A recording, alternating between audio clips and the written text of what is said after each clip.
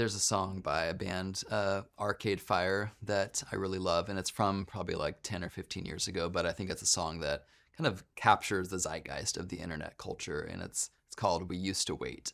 And the song is about how we used to wait for letters, right? We used to have a more patient uh, pace in this culture, but the internet has sped everything up, and it's kind of a lament of that world where we used to wait for letters. And I'm someone who grew up, I'm old enough to remember when I used to write letters to my cousins and my friends, and there was a special joy in the patience of waiting and the unpredictability, right?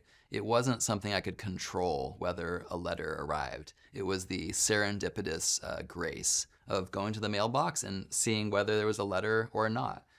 And I think that's, for me, the spiritual stakes of a culture where we come to expect immediacy with everything, the kind of Amazon Prime culture of like everything in the world is at your fingertips and it can be delivered to your doorstep like within 24 hours. That's what technology in general in the digital world does. It gives us this sense of we don't have to be patient if we don't want to be.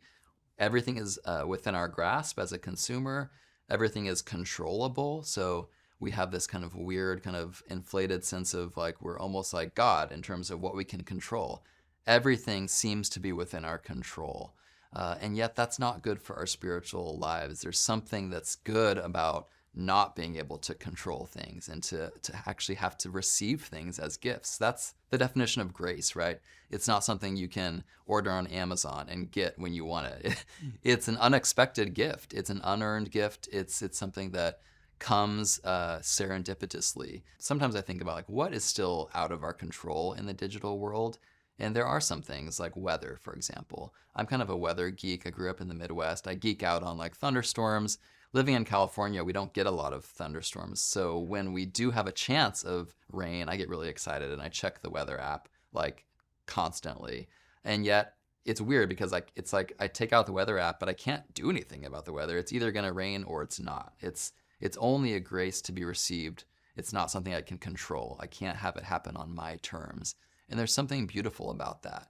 There's something beautiful about the patience of waiting to receive a gift at Christmas. My kids right now, we're recording this in kind of late November. We're getting into the Christmas season. There's something good about the patience kids have to have, knowing that prizes that they might desire are not going to be instantly given to them. They have to wait for it. And so I think spiritually it's just a good discipline, right?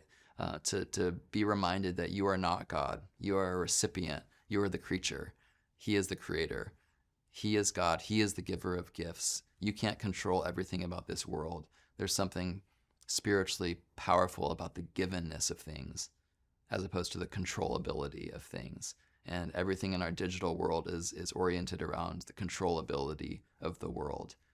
But I think as Christians, we need to constantly check ourselves with that tendency and to remind ourselves that it's actually good that some things are not controllable. And maybe we should actually like take a step back from certain technologies that tempt us towards control and see if maybe there's something beneficial for us in opting for a more slower, deliberate, patient approach to the world rather than trying to force our will upon it at every opportunity.